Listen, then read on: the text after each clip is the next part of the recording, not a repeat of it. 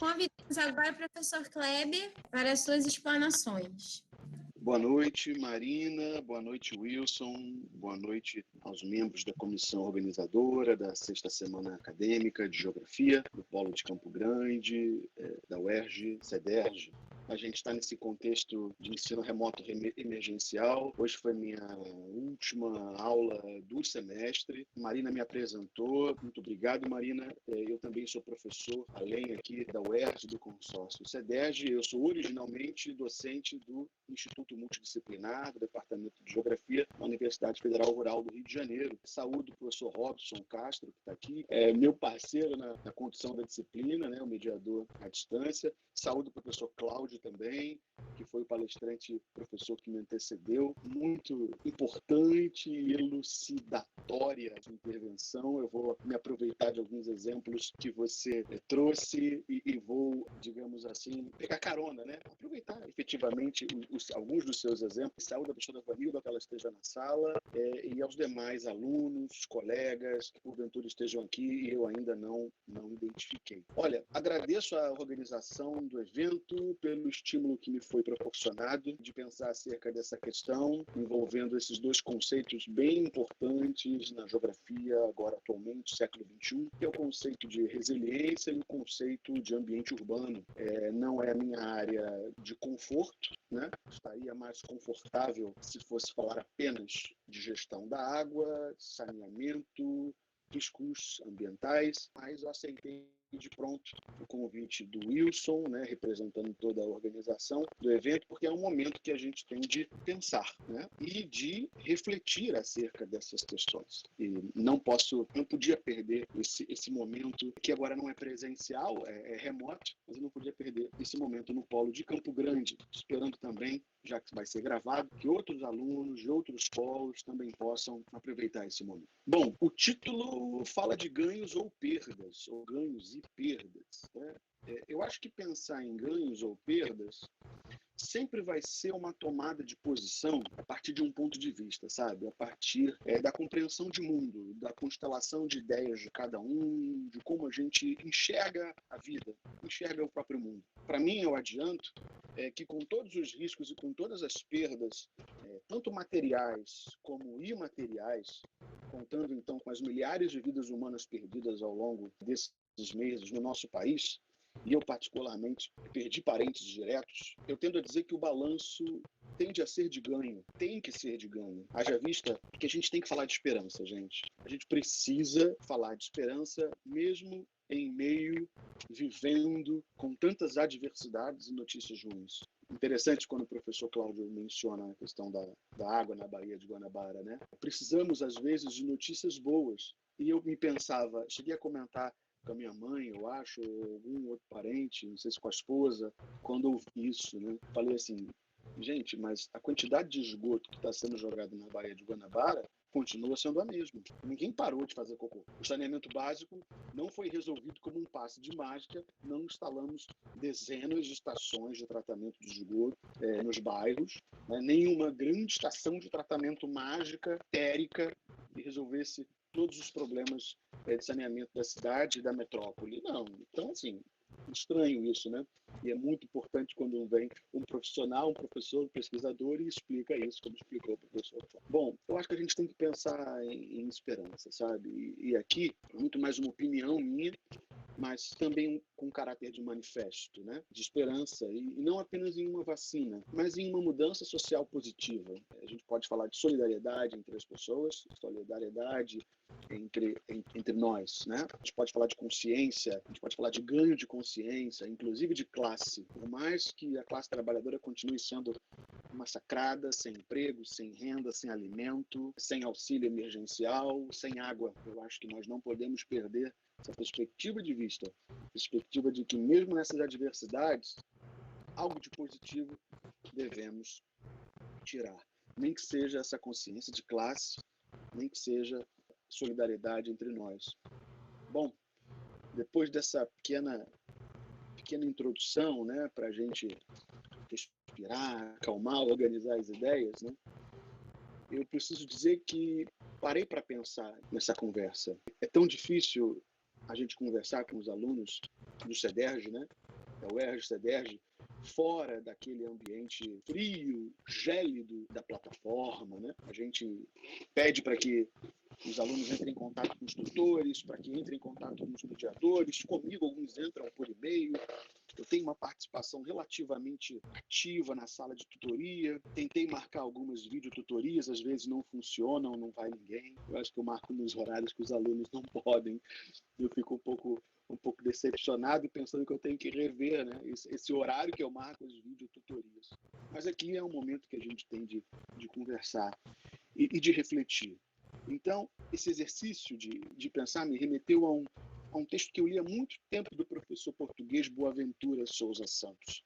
Eu acredito que vocês conheçam, já tenham ouvido falar do professor Boaventura Souza Santos. Esse texto é intitulado Por que Pensar? Ele foi publicado, vou deixar a referência para quem quiser, ele foi publicado na edição comemorativa de uma revista chamada Lua Nova, número 54, de 2001, né, organizada pelo SEDEC, quando o SEDEC comemorava, então, seus 25 anos, isso em 2001. Para quem não conhece o que é o SEDEC é o Centro de Estudos de Cultura Contemporânea, sediado em São Paulo. É um importante centro de pesquisa e reflexão de ciências sociais no Brasil. Então, eu convido todos vocês pesquisarem, estudarem e lerem o material produzido pelo SEDEC. O que o professor Boaventura Souza Santos fez? Né? Ele fez uma ponderação importante, interessante, acerca de uma ideia de que 3 sociólogos muito famosos, e que aqui no Brasil está basicamente sintetizado nesse livro aqui, ó, no livro publicado pela editora Unesp. Eu não sei se a câmera está pegando legal, vou tampar meu rosto. É um livro chamado Modernidade Reflexiva, publicado pela editora Unesp, de 97. Esse texto aqui, ele contém textos e diálogos entre 3 sociólogos, o Anthony Giddens, inglês, o Ulrich Beck, alemão, já falecido, e o inglês, se eu não me engano também, britânico, Scott Lash. O professor Beck, inclusive, ele é muito conhecido por aquele livro famoso intitulado A Sociedade do Risco, que foi traduzido para o português já de forma bastante tardia, mas que agora as pessoas vêm tomando conhecimento, melhor dizendo. E é um livro publicado em 1986, originalmente em alemão. Bom, qual o conceito que eles trabalham no livro? Né? É o conceito de modernidade reflexiva. O professor Anthony Giddens também tem um outro livro muito importante que eu acho que cabe mostrar aqui, porque eu acho que são leituras de base, de referência para você, aluno de geografia, de ciências humanas, e é o livro As Consequências da Modernidade. Nesse livro, quanto no Modernidade Reflexiva, eles discutem a ideia de primeira e de segunda modernidade. Basicamente, eu cheguei até a separar aqui um trecho que eu vou ler para vocês, mas basicamente a modernidade reflexiva pode ser encarada como um momento em que a sociedade deita no divã. A modernidade vai para o divã, através, obviamente, da sociedade, e se analisa a partir de uma identificação do quê? De uma crise da modernidade. Então, a modernidade está em crise e vai para o divã. Ou seja, significa que a modernidade se autopensa. Essa é a ideia de modernidade reflexiva, que também é sinônimo de segunda modernidade. Então, significa repensar um estilo de vida, significa repensar a própria modernidade como, né, um modo de organização social que surgiu na Europa aproximadamente no século XVII e que difunde estilo de vida. A reflexividade, segundo o professor Anthony Giddens, se vocês me permitem ler um pequeno parágrafo, a reflexividade da vida social moderna consiste no fato de que as práticas sociais são constantemente examinadas e reformadas à luz da informação renovada sobre estas próprias práticas, alterando assim constitutivamente seu caráter. Página 45, ainda na introdução do livro As Consequências da Modernidade. Ou seja, estamos nesse momento pensando sobre a modernidade, refletindo acerca da modernidade. Mas essa reflexão, né, sobretudo no campo ambiental, se apresenta muito com base na reflexão acerca dos riscos, impactos negativos. O próprio professor Cláudio mencionou aqui o acidente de Chernobyl. Grandes acidentes, grandes eventos de contaminação, poluição de recursos naturais vão levando ao longo da segunda metade do século XX a uma crítica do modelo modernista de desenvolvimento. Isso é muito bacana, é muito importante. A gente, grosso modo, trata essas discussões nas salas de aula. Eu, particularmente, trato desse conteúdo em planejamento ambiental na disciplina da UERJ, do consórcio CEDERJ. Tudo bem, até aí, muito legal. Modernidade reflexiva, a modernidade pensa, a modernidade reflete acerca do que ela própria gera em termos de danos e de riscos para a própria sociedade, para a própria humanidade. Mas espera aí, o que isso tem a ver com o texto do professor Boaventura Santos? O que o professor Boaventura pondera? Existe também o como pensar. E são vários outros pesquisadores, inclusive, obviamente, nacionais, grandes nomes nacionais de ciências sociais, discutindo. Sugiro que vocês leiam essa revista, Lua Nova, para a gente se aprofundar e ler coisas diferentes do que a gente vem lendo. O que o professor Boaventura pondera? Será que pensar é para todos? Será que todo mundo pode pensar? A reflexividade, segundo o professor Boaventura, não é para todos. Ela não é uniforme. Em suas palavras, é própria daqueles que têm o privilégio de atribuir aos outros. Ou seja, a reflexividade, eu, que tenho a capacidade, digamos, eu não estou falando eu, Kleber, tá? Eu estou usando de uma forma genérica. Eu que posso pensar, eu que tenho a atitude reflexiva, digo que o outro pode refletir. Aí é fácil. Vamos pensar nos pobres urbanos, vamos pensar mesmo no operador da Bolsa de Valores. Será que ele consegue pensar? Ou será que ele faz tudo de forma tão automática? Então, a reflexividade, entendida como uma capacidade de autorreflexão acerca de si e de reflexão acerca do mundo, ela não pode ser generalizada como uma prerrogativa de toda a humanidade. É isso que o professor Boaventura Santos traz em termos de crítica à obra do Anthony Giddens, do Scott Lash e do Ulrich Beck quanto à ideia de modernidade reflexiva disseminada por toda a humanidade. Então, alguns podem pensar, outros não.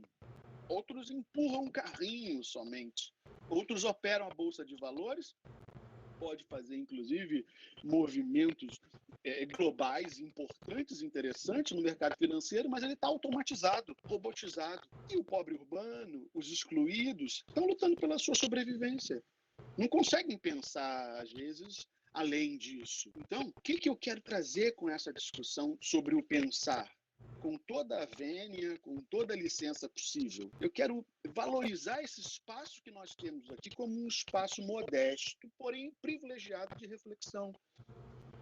Para a tentativa da gente pensar a universidade pública, para a tentativa da gente pensar a universidade, inclusive nesse formato EAD, que é no formato presencial, não importa. A gente precisa pensar para lutar contra a ignorância do não pensamento. A gente vive hoje um momento de anti-ciência, anti-vacina, anti-notícia, fake news e etc. Então, ainda que eu tenha considerado de forma positiva a abordagem do professor, e não estou criticando o professor Cláudio, longe disso, a gente precisa de boa notícia. Não é uma notícia verdadeira, né? A água da Baía de Guanabara não estava se tornando mais limpa. Só que isso não tem nada a ver, não se compara com o volume de fake news que a gente vê por aí. Então, esse é um espaço de reflexão, esse é um espaço de pensamento. E eu não acredito que a saída se dê fora da política.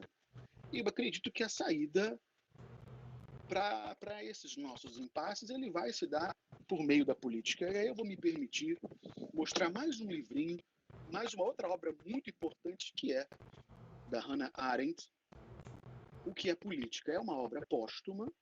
Tem um capítulo que ela aborda o preconceito acerca da política e ela escreveu isso há mais de 50 anos. É uma compilação de obras soltas na década de 50 do século XX. Eu acho que ainda é muito atual, porque eu não penso em uma saída fora da política. Na política, como ela coloca, no sentido de convivência entre os diferentes. Certo? Então, até aqui, a minha intervenção é pensar que temos um ganho de solidariedade, um ganho de pensamento. Precisamos utilizar o espaço da universidade para pensar. Agora, no tempo que me resta, ainda preciso falar da resiliência, né? Então, vamos lá. Eu fiz uma pesquisa, como eu disse, não é minha área de conforto, fui atrás disso e vi que a resiliência ela perpassa várias áreas. Ela perpassa a biologia como um potencial genético para ser mais resistente do que outros, né? Então, uma espécie pode ser mais resistente do que outras. Isso pode mostrar, então, um lado de resiliência. Na psicologia, a gente pode pensar na valorização, da importância da base familiar para a constituição de bases sólidas, por exemplo, para superar crises familiares ou em relação com outros, com o externo. Na sociologia, nós temos a cultura, tradições. Bacana, Vanilda, te agradeço o carinho. Vamos conversar também no final. Voltando na sociologia, eu estava falando a cultura, as tradições, o próprio ambiente como construtores de uma capacidade do indivíduo de se identificar, de se organizar, de superar adversidades. A gente também encontra na sociologia a ideia de resiliência. A própria teologia pode trabalhar com a ideia do sofrimento e da dor como um fator de evolução e progresso espiritual. Então, o indivíduo que aguenta a dor, que aguenta o sofrimento, que a entende como um processo de evolução, também é uma ideia de resiliência dentro da teologia, dentro das religiões em geral. A resiliência ela tem origem na física, até onde eu li e estudei, como capacidade de gerar uma resistência dos materiais ao choque. Então, quanto mais resistente é um dado material, né, ao choque, ele é resiliente. E aí, na geografia, é interessante o texto eu vou depois passar aqui no chat, referência, é Oliveira e Aquino, publicado na revista do Departamento de Geografia da USP, em 2020. As autoras falam que resiliência é um conceito resiliente, dadas nuances e as discussões acerca do termo, que acaba ganhando um quê de polissemia, um quê de várias nuances mesmo, por assim dizer. Que a gente pode entender ou depreender que a resiliência é a capacidade do indivíduo, né, ou também vou botar assim, do indivíduo ou da coletividade, de garantir a sua integridade, mesmo em momentos mais críticos. E o que a gente está vivendo agora é, se não, o momento mais crítico desses últimos 100 e poucos anos, com a última pandemia que nós tivemos no início do século. Então, esse é um momento crítico e a gente tem que trabalhar com essa possibilidade de capacidade de resistir, de manter a nossa integridade. Mas então eu volto à pergunta, né? Como é que a geografia pode se apropriar da resiliência para a compreensão do ambiente urbano? Porque são dois conceitos que vocês me propuseram para pensar. A ideia de resiliência, mas no ambiente urbano. Então, eu continuei a minha breve pesquisa e eu encontrei trabalhos acerca de resiliência, tanto na geografia física quanto na geografia humana, mas sempre com um viés crítico, e eu queria saber se vocês já ouviram falar movimento, digamos assim, de autores basicamente canadenses, estadunidenses, europeus, né? Mas que trabalham muito com essa ideia de geografia física crítica, da geografia crítica em geral, ou seja, a geografia crítica não é só geografia humana. Quem ficou interessado também está na revista Espaço Aberto, do Departamento de Geografia da UFRJ, da Rebeca Lave. De todo modo, no que eu pude pesquisar, a resiliência vai apontar para três coisas, três movimentos, e o professor Cláudio depois pode discutir comigo, acrescentando ou me corrigindo. Basicamente, são os sistemas voltarem ao estágio anterior. Há um processo de degradação, paramos de degradar, obviamente, e naturalmente, ou com algum estímulo, digamos, humano, o sistema volta ao estágio anterior. Há uma outra visão, que são os sistemas que se adaptam e continuam suas funções de alguma maneira, sem voltar efetivamente para o estado anterior. E uma terceira é que os sistemas retornam a algum modo de normalidade. Não está perfeito, mas acho que aqui esse segundo com o terceiro momento, exemplo que eu dei, eu acho que eles são muito próximos, se não a mesma coisa. Mas acho que tem alguma coisa de estranho aqui. E eu fiz isso de propósito. Eu fui levando a gente pensar na resiliência, nos sistemas, nas leituras que eu venho fazendo, inclusive dentro da geografia, mas aí eu quero trazer para uma posição crítica. E aí a crítica é sempre crítica construtiva, gente, porque a gente está na universidade para pensar. E como eu disse, a partir do conceito de política da professora Hannah Arendt, a política é o convívio entre os diferentes. Nós somos diferentes aqui, temos 42 participantes. Então não dá para a gente pensar igual, certo? E que bom que não pensamos igual. Nelson Rodrigues já dizia lá atrás que a unanimidade é burra, não é isso? Então, tem alguma coisa de estranho aqui, não tem?